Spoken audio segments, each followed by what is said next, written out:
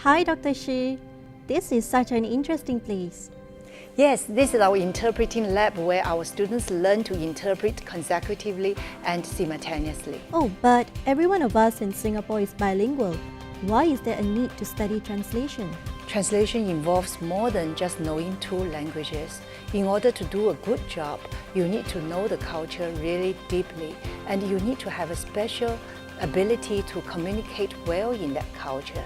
And in order for you to bridge the gap between cultures, you need to develop a sense of initiative. So, how can we benefit from studying translation? Translation allows us to learn something about everything, and you get to know the best of both the East and the West.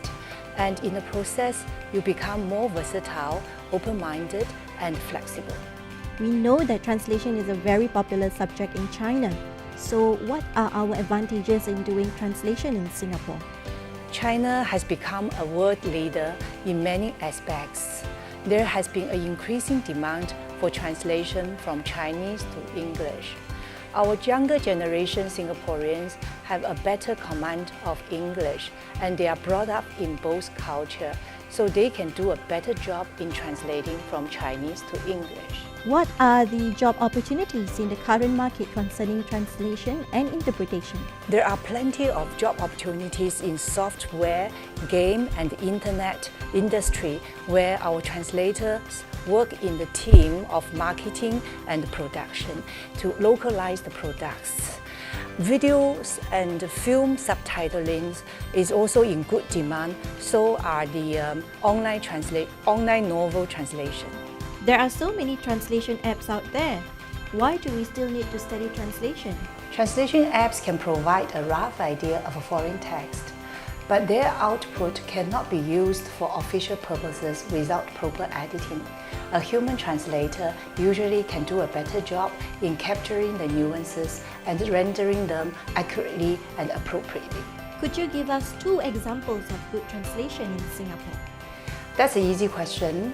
Senior citizen is translated into 乐龄人士, which sounds more interesting and euphemistic than 老人 or 老年人. And the other example is Hill Street. In Chinese, it's known as 喜街, which is more lively.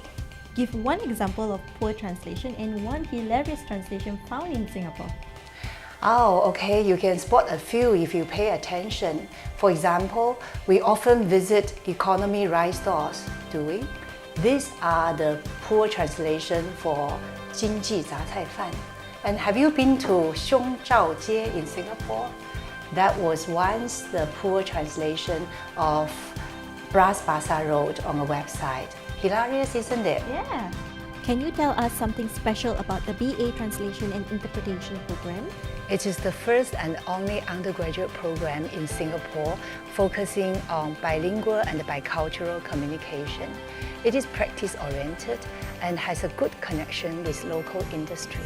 What are the differences between translation and interpretation? The rule of thumb is very simple. Translation is written, interpreting is spoken. In translation courses, our students use pens or computers to translate real-life texts. In interpreting courses, they orally translate conversations and speeches in a lab like this. How are translation skills relevant in the future?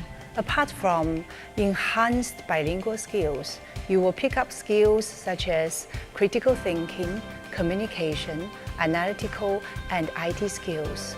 You will also improve your cultural sensitivity and emotional intelligence. These skills will remain relevant in an ever-changing world. Translation is a life-enriching experience. Wherever you go, whatever you do, you will find these skills come in very handy. Come and join us, and you have so much to learn and so little to lose.